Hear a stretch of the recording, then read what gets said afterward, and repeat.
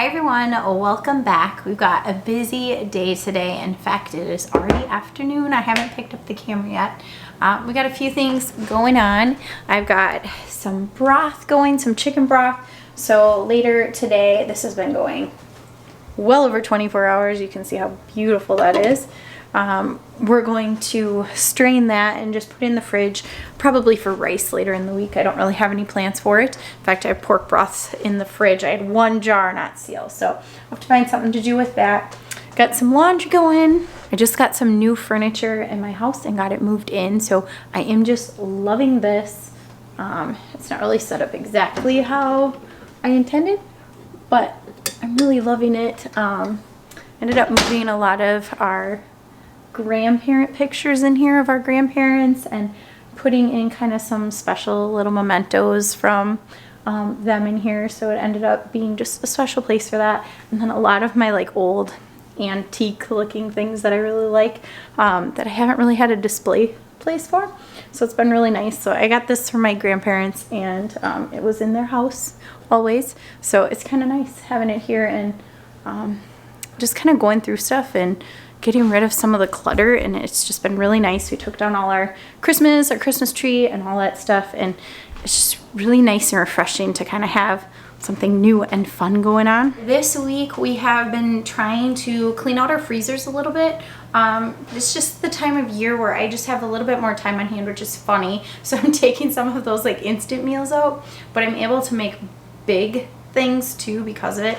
So yesterday we went ahead and made 4 batches of homemade tortillas with some fat off of our pork broth, and so just kind of doing things like that. So today's plan, I pulled out some spaghetti sauce out of the freezer and I just let it thaw overnight in the fridge, so it's not too much, but I also have some leftover pizza sauce in here, so I think I'm going to be making spaghetti for supper. It's been a while since I've made pasta, so I'm probably gonna make a big batch and get some more stored up, so using some of our older stuff and then making some new stuff.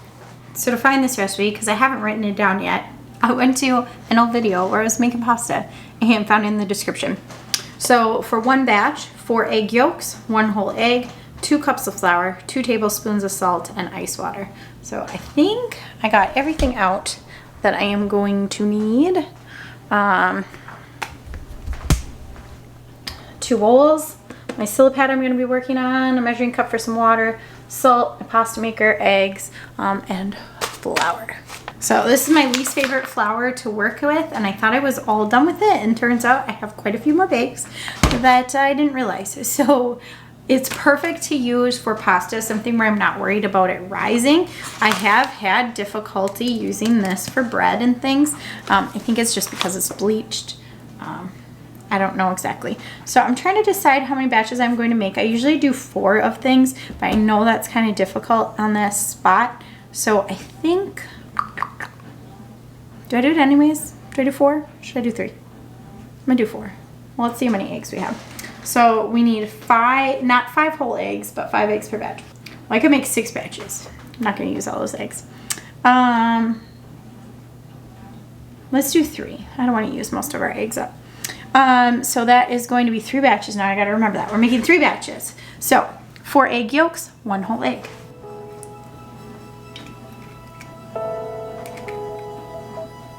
One.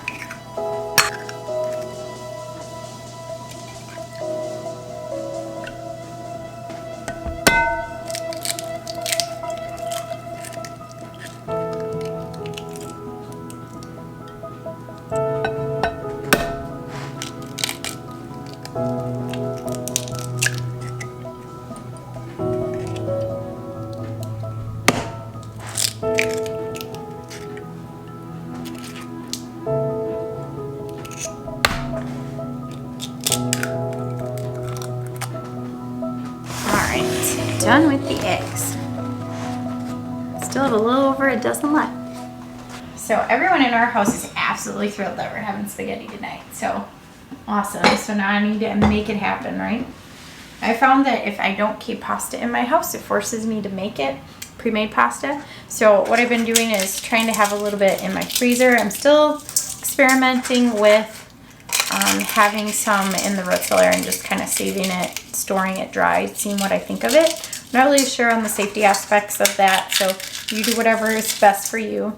Taking these eggshells and I'm going to crunch them up really good, especially since there's so many. You can feed these right back to your chickens. It's a good source of calcium, especially these store-bought ones. These aren't store-bought. Give them right back. Just need to make sure I crunch them up really good because we do not want chickens going after eggs.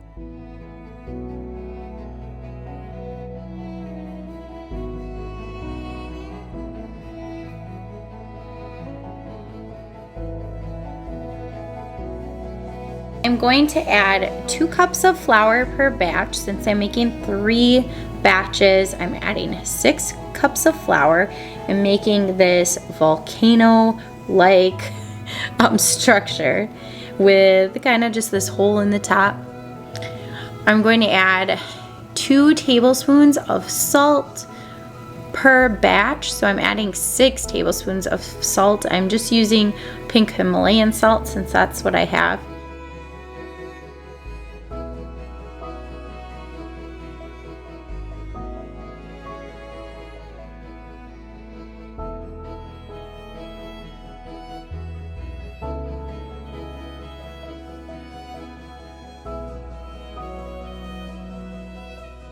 I'm adding ice water just till it gets to be a good pliable structure, just easily bendable but not really sticky. So that's the texture I am going for with the water.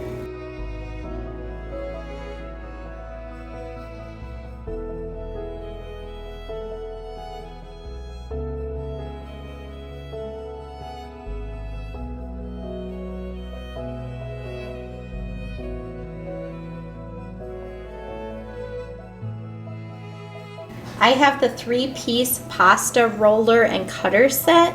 So right now I'm just using the first piece, which makes sheets of pasta, just to thin my pasta out. Now I follow the recommendations right from the pamphlet that goes with it, and I turn the dial to number 1 to start, and then I put all of my pasta through. All right, this sheet turned out pretty well, but if for some reason it's not really looking like a rectangle yet, or the sides are really jagged, what I'll do it just because, is I'll fold in the sides together and I'll make just kind of a simple rectangle, and this helps it keep that rectangle shape when it goes through. A little funky on the bottom, but otherwise pretty good. So now my plan is to take these 3 batches and I'm going to be cooking a batch and a half. So I've got the other batch and a half here.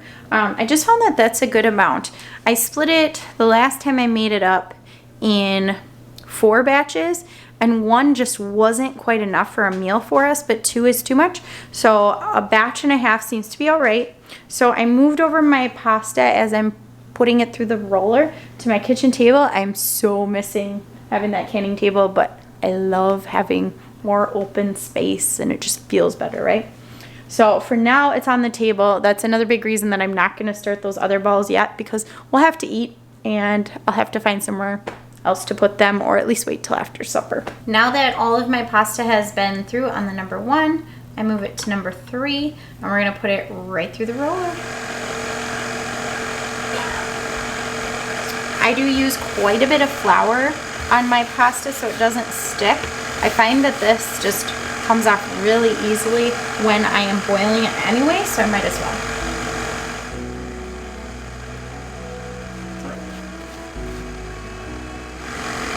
Got a little close to the edge on this one, so I might have to redo some of it. My pasta is definitely a little sad today. It's a little chilly in our house today. Matt hasn't had the wood stove on, and I'm wondering if that's affecting my pasta at all, but I'm not entirely sure. It could just be a difference in egg sizes, or maybe I shorted myself a little on an ingredient. But let's be real, it's eggs, flour, salt. We know this is going to taste amazing no matter what. Today I'm actually planning on boiling my pasta, even for my spaghetti, in broth. I made pork broth the other day and one of my jars didn't seal, so I moved it right to my fridge so that way I can use it right away.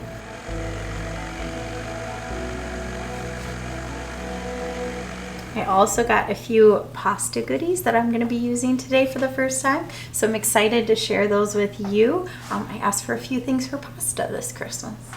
So I kind of find if I start it before I put any pasta through, some hard bits from the last time I made it will come out. So that's kind of what I've been doing to get that out of there. But if anybody has any great tips on how to better clean these, I mean, they're put together like screws, so I mean it would be a real pain to take these apart to clean them, but I don't really know a better way. For now I've been washing them just in the sink with soapy water, and I'm not sure if that's the best option or if there's something better.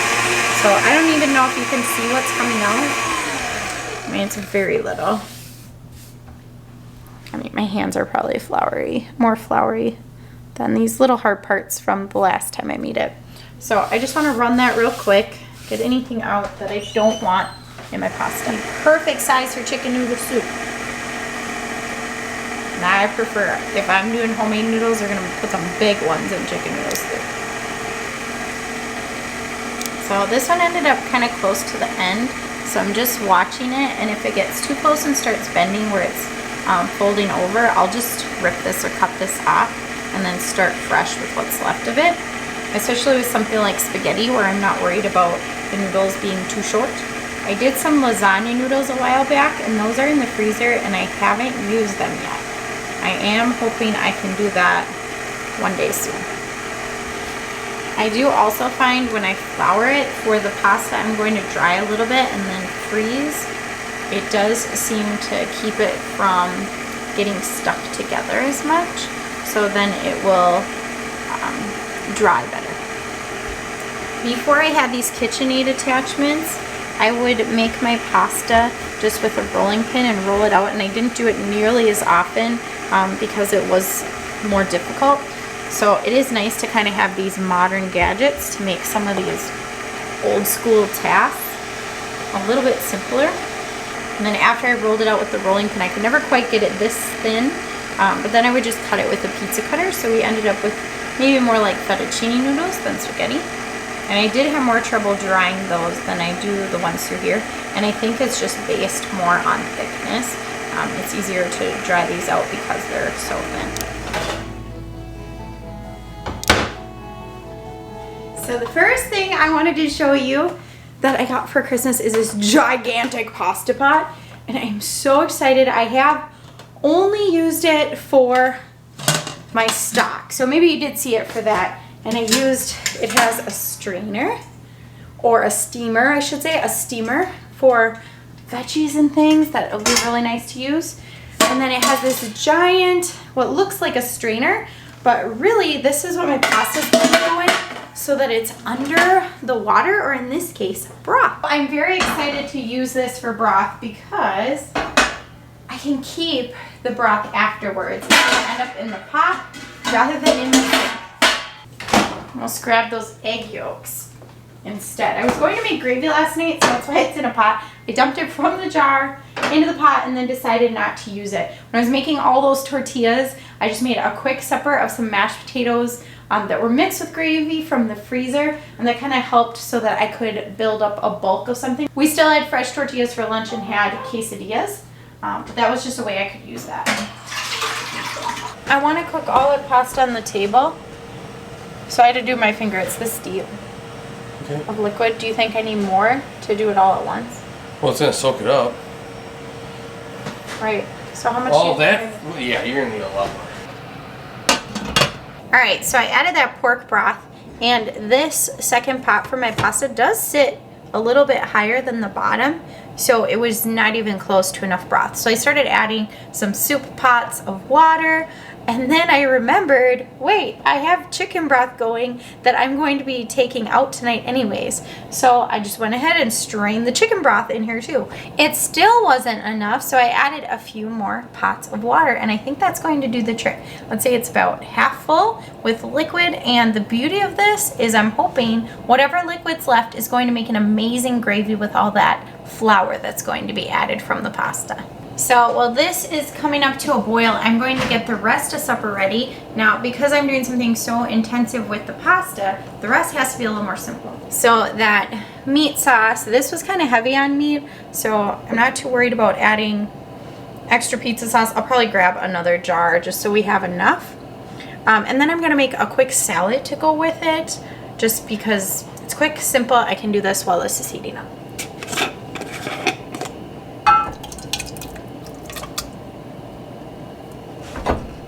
I'm gonna do one more jar.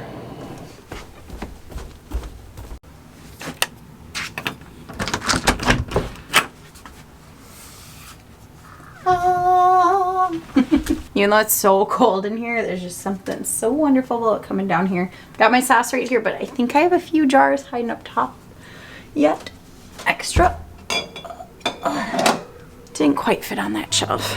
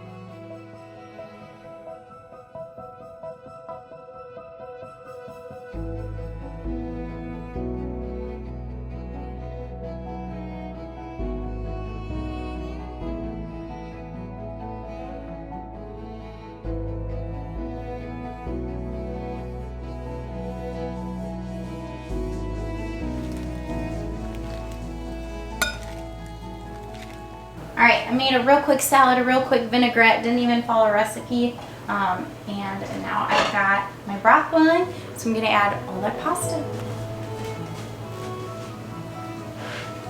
Ooh.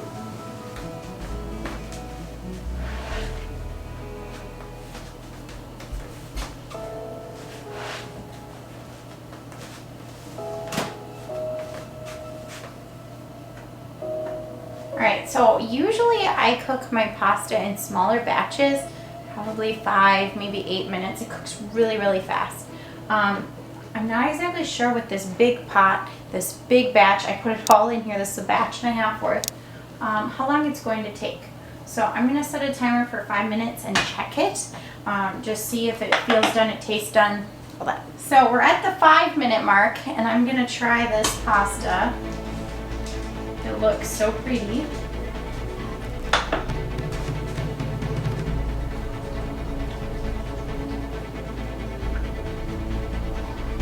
Oh, perfect.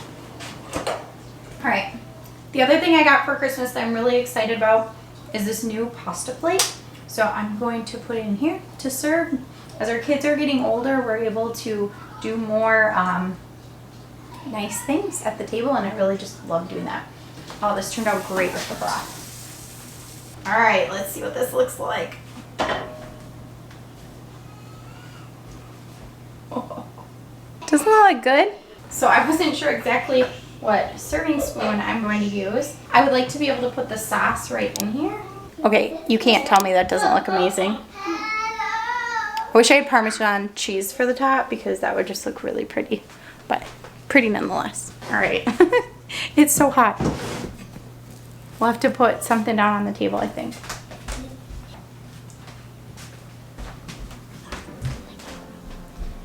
Who's ready for spaghetti? Me. Thanks for watching. Glad you got to see me again. Bye. Bye. Bye.